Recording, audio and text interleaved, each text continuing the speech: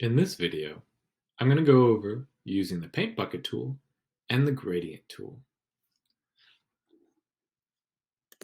Over on the left side, we have our paint bucket tool. And if I click and drag on it, or click and hold on it, it shows us the different kinds of tools that it can be. It could be the paint bucket tool, or it can be the gradient tool. Both of those are keyed to the hotkey of G. For the paint bucket tool, all it does is it pours paint into an area. So I'm going to choose a bright color, and we can see that if I click on my color, it'll give me some options of different colors that I can choose, as well as I can choose what color is going to go in here by coming to things like my color swashes or a variety of other color choices. But I'm okay with violet. Then all I have to do is click somewhere on my background. I'm going to create a new layer first so that I don't accidentally paint my background. So now I have a new layer and I can click and it will go everywhere in that area. I can also limit what I want to fill in that area. So I'm going to choose a new color. I'm going to choose, we'll say, this kind of orangey, bright kind of gold. I'm going to create a selection first. I'm going to create a square, and then I'm going to create my, go to my paint bucket tool, and I'm going to paint, and it fills in that square. So that can be very helpful if you want to fill in specific things.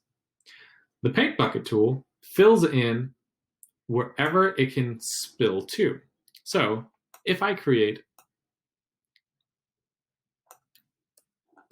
a new layer, I'm going to create this layer and I'm going to rasterize it so I can make edits to it.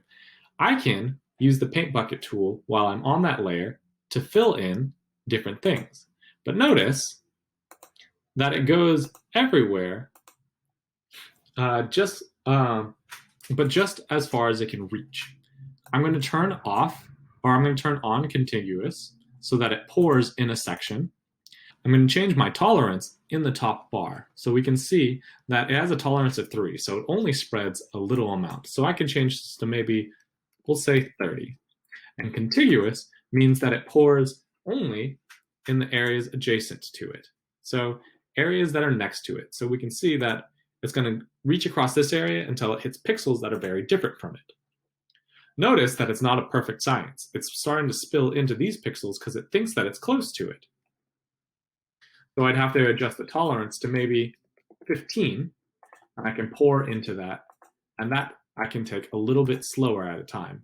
But there's lots of little cracks. So if I pour into an area, and I click into it a couple times, notice that it pours out a little bit, like water overflowing. But eventually, if I keep on going, sometimes it'll creep a little bit too far into my detail. So you can see that it's cutting into the areas of my RAM. And it kind of knows what it's doing over here, but at the same time, it's kind of tricky. So this isn't the best method, and if I zoom in really close, we can see that there's lots of little cracks in between it. So that can be messy, but it can be kind of interesting. I can also play around with this, with the paint bucket tool, and turn off the continuous.